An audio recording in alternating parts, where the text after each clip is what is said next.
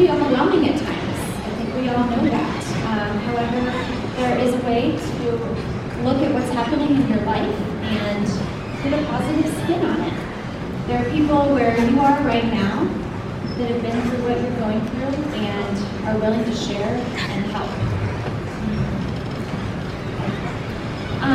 So for the past few years, I have really focused on believing that you can't change the past, and you need to focus on what your present is and how you can improve on a daily basis. So I want you to think about your entire day. You might have about a minute, about 5 minutes, but those minutes only represent a fraction of your life.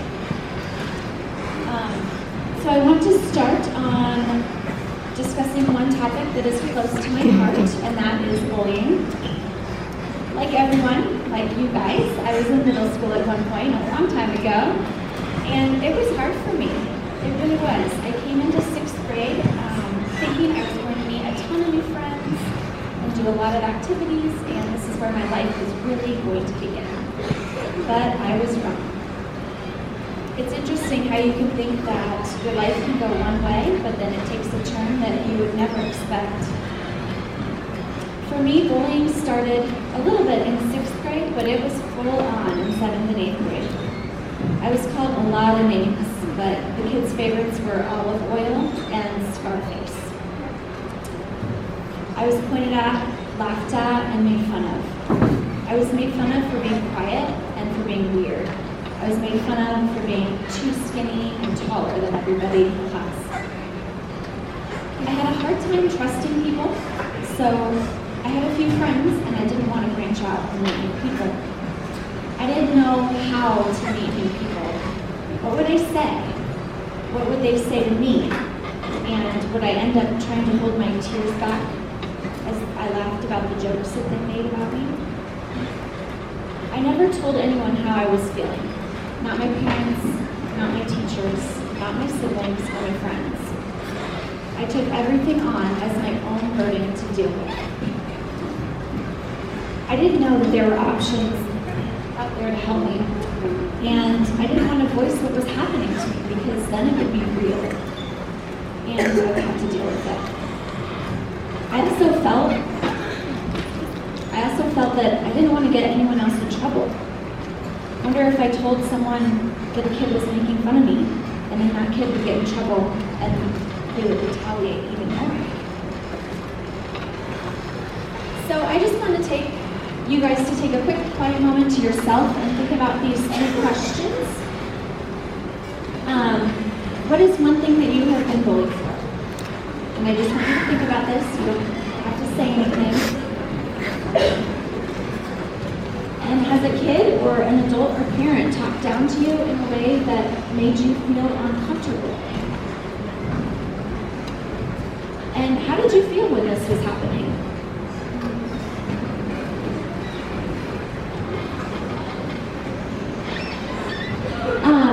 And now I want you to reflect on what is one time that you have bullied another person. I just want you to reflect. You don't have to say anything. I think it's really easy to feel that you're not being a bully, but there's so many different ways that you can: name calling, teasing, spreading rumors, and one that wasn't around in my time was cyberbullying.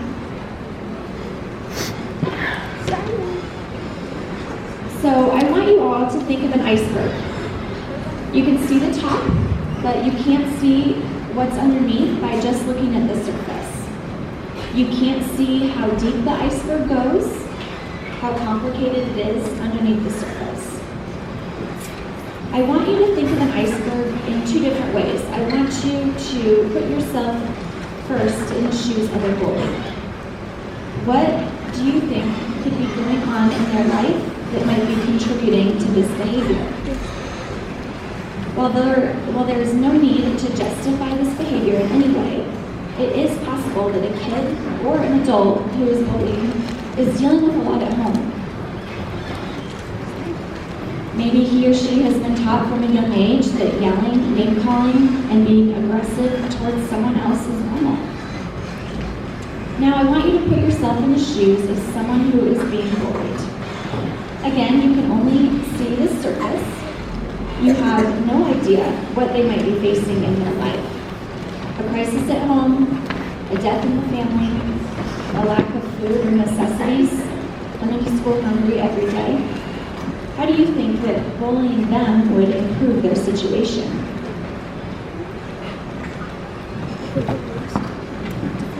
Now I want you to reflect on one more thing. What is one thing that people might not know about you? That if they really knew you, they would treat you better, or they would be kinder to you? What might you be struggling with that people don't know by just looking at the surface?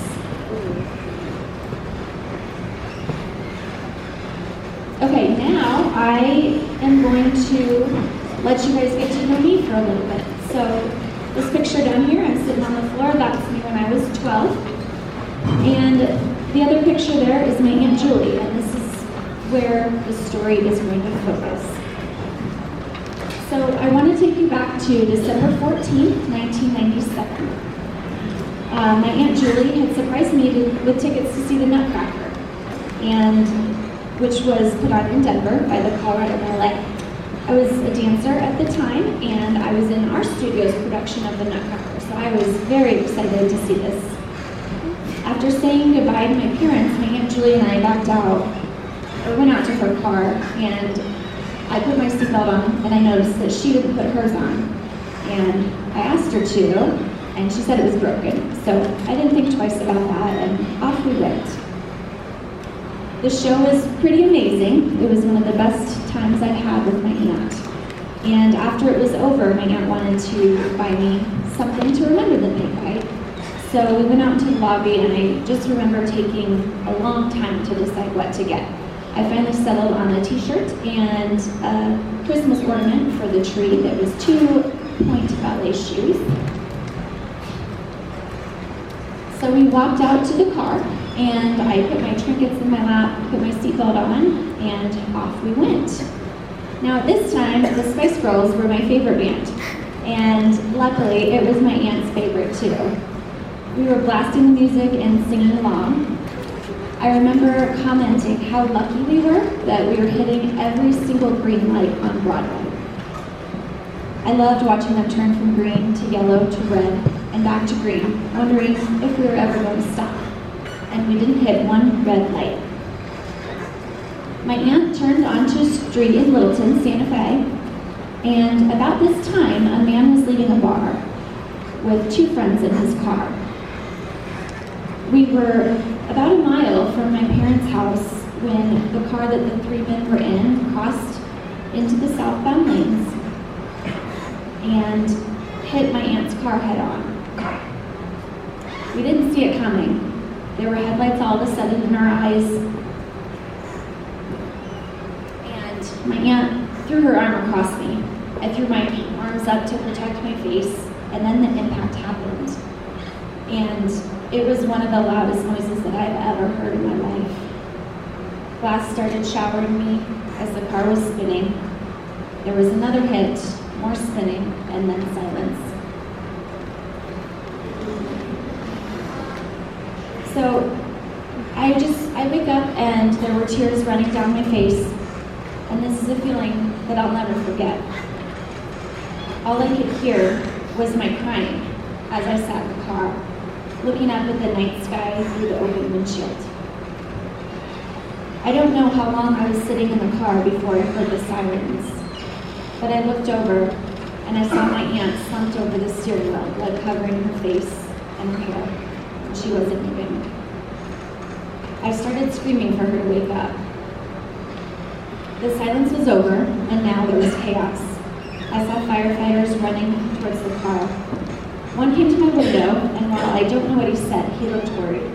I told him not to leave me.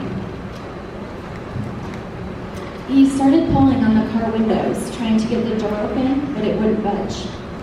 I lost track of what was happening on my aunt's side of the car this time, because I was focused on getting out. Everything went dark because a firefighter had put a large blanket over me. I didn't know how much time had passed, but the next thing I knew, I'm being lifted out of the car, and my face and skin are exposed to the night air. I'm laying on an ambulance bed and staring at the night sky.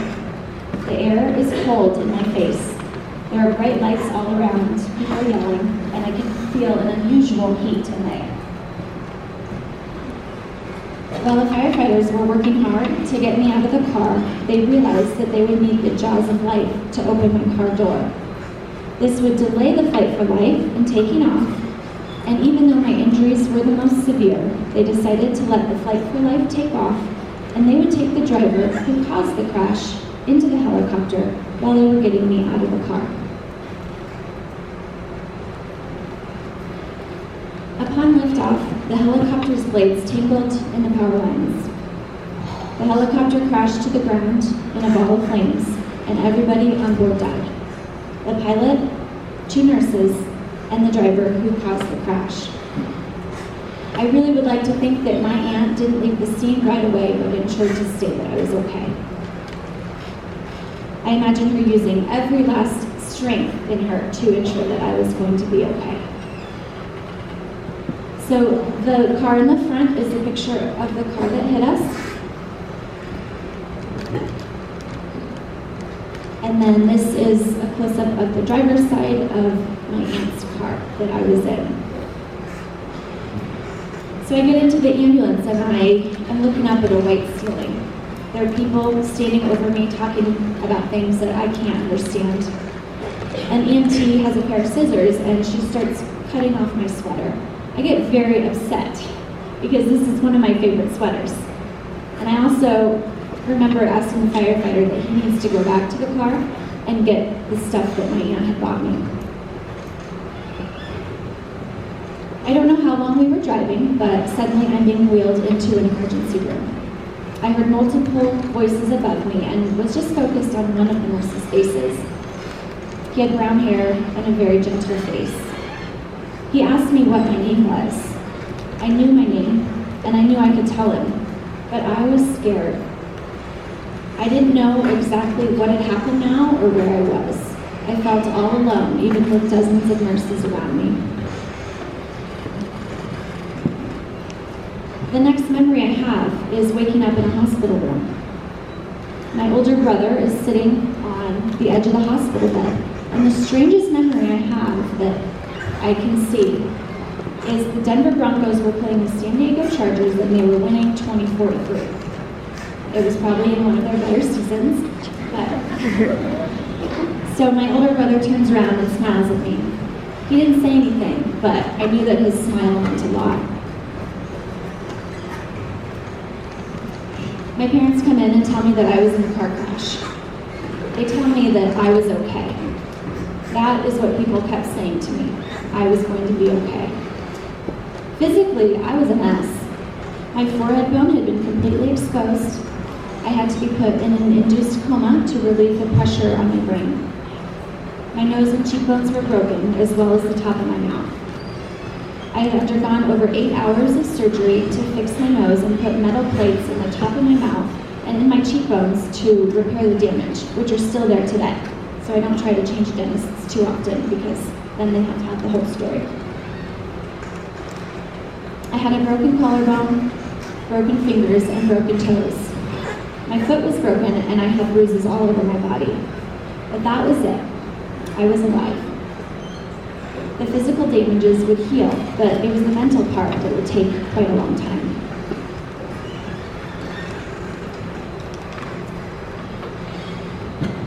I got out of the hospital on December 24th. That was only 10 days after the crash, but the doctor felt that it was Christmas Eve and that I should get to spend that night in my bed. Leaving the hospital, I didn't want to get in the minivan. I had just been in a car and look at what happened. I did see how excited my brothers were to have me home, so I got in and got home. This crash set me up for failure in the months and years to come. As a 12-year-old, I couldn't comprehend what was happening to me and why it was happening to me. I didn't cope well with the special treatment I was getting. I really hated to feel special. I began to take everything on as my own. I didn't talk about the crash. I didn't talk much at all. I didn't want to speak up and cause problems for anybody.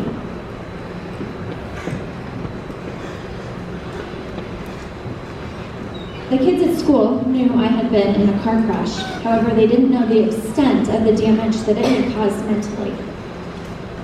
I had been on the receiving end of someone else's bad decision. I had seen my aunt pass away next to me. I had daily headaches.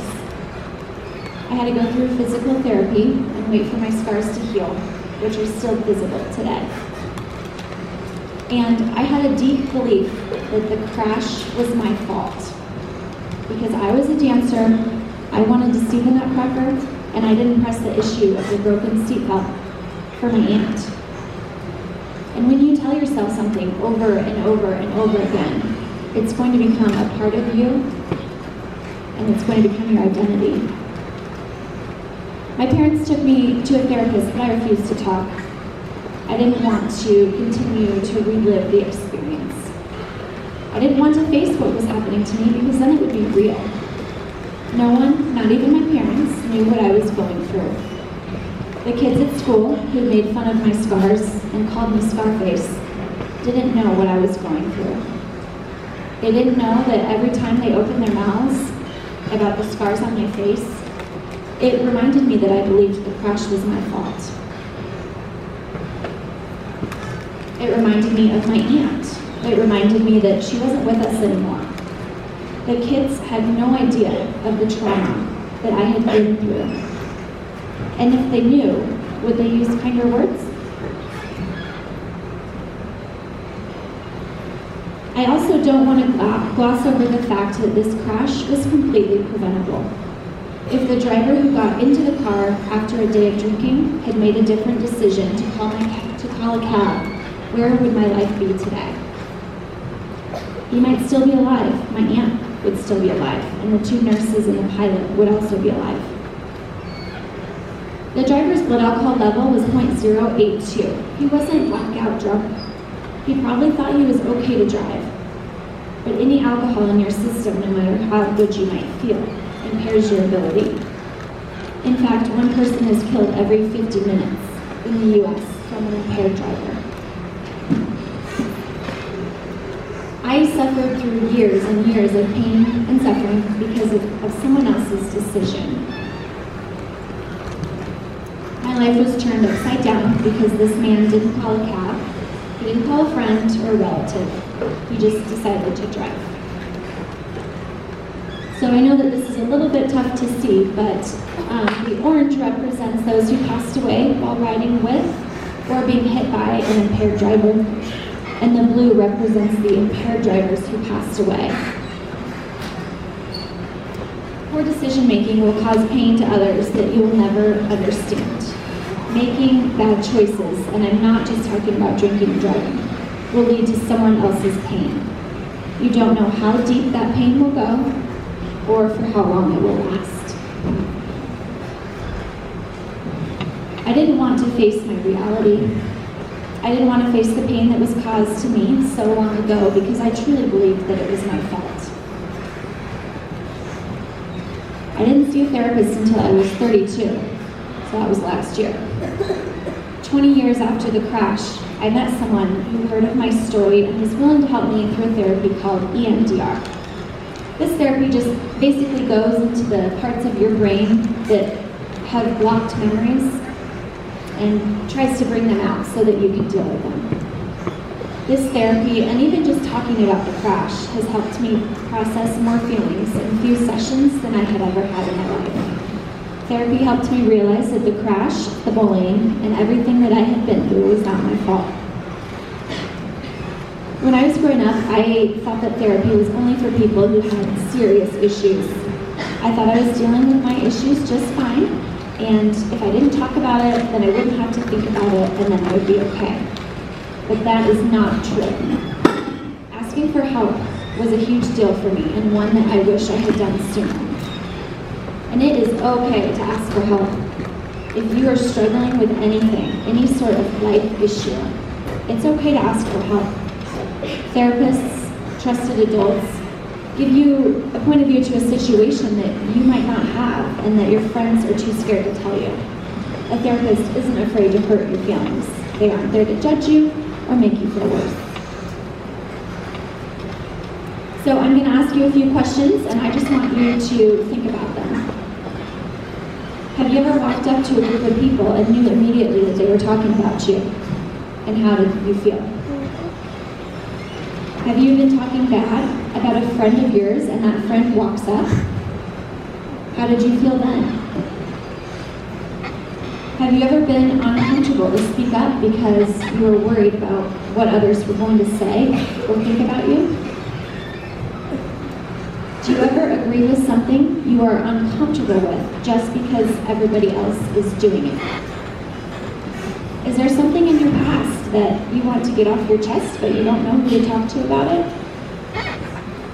And if you could ask your future self how your mental health will be in 15, 20 years, would you? Are you taking care of your mental health now? And how? I know that I can sit up here and say these things because I've been through it all.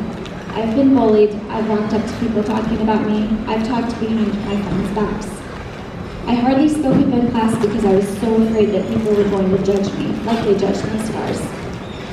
My mental health was very fragile in the years following the crash.